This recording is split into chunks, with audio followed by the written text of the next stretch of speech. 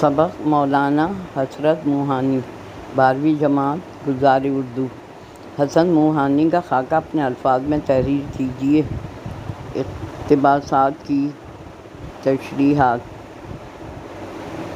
سیاق السباق سبق مولانا حسرت موہانی کا خاکہ مصنف عبدالحق نے تحریر کیا ہے۔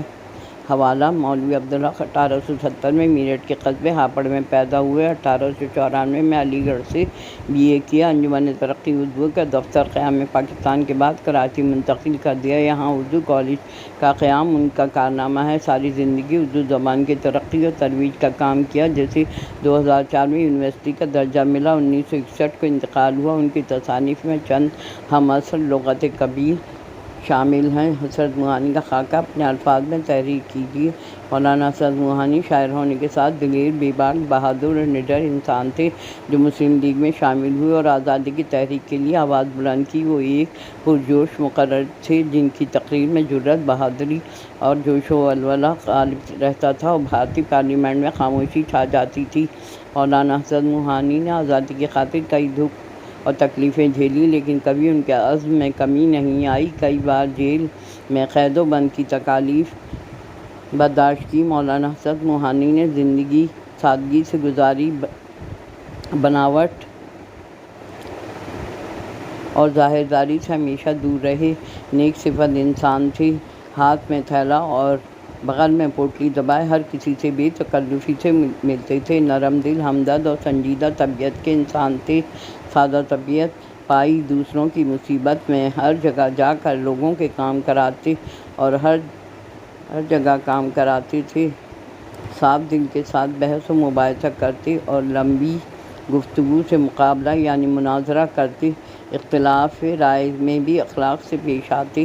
رسالہ اردو معلیٰ کی ایک عرصے تک ادارت کی۔ رسالے میں ادبی اور تنقیدی مضامین چھپتے تھے اور شاعروں کا کلام بھی۔ وہ ایسے ادیب تھے کہ جنہوں نے سیاست میں زور و شور سے کام کیا، لیکن ادب اور شعر و شاعری کو نہیں چھوڑا۔ اپنے افکار و خیالات اور کلام سے شاعری اور شعرا کا درجہ بلند کر دیا۔ اپنے اشعار میں اعتدال، متانت اور حسن ذوق کا توازن قائم رکھا۔ ان کا مقام اور درجہ بلند ہے۔ اردو شاعری میں ان کا خاص مقام اور درجہ ہے۔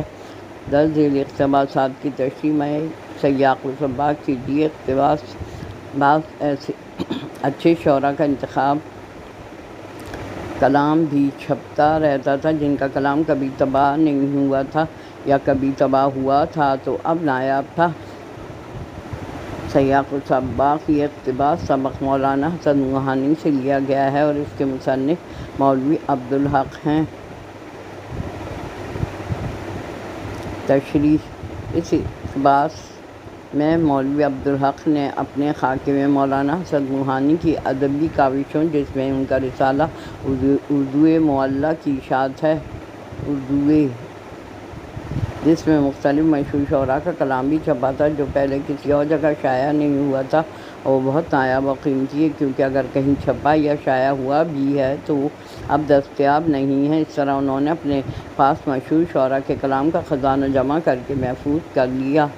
اقتباس نمبر 2: اول سے آخر تک سیاست میں شور وور ہونے کے ادب کے دامن کو نہ چھوڑا، اور جس طرح انہوں نے سیاست میں ہنگامہ برپا کر کے آزادی، حق گوئی اور جرأت کی بے نظیر مثال پیش کی، اس طرح انہوں نے اپنے افکار و خیالات سے شعر کا درجہ بلند کر دیا۔ تشریح: مولانا حسرت موہانی ایک ادیب ہونے کے ساتھ ایک شاعر بھی تھے، مگر انہوں نے ساری زندگی سیاست بھی کی اور آزادی کی تحریک کے لیے ایک نڈر، پرجوش مقرر بن کر جوش اور ولولے کے ساتھ تقاریر کی اور حق بات کو بہادری سے بیان کیا، اور سیاست میں ایک مثال بن گئے اور جیل میں قید کی سختیاں بھی برداشت کی، لیکن اس کے ساتھ ساتھ اردو ادب کی خدمت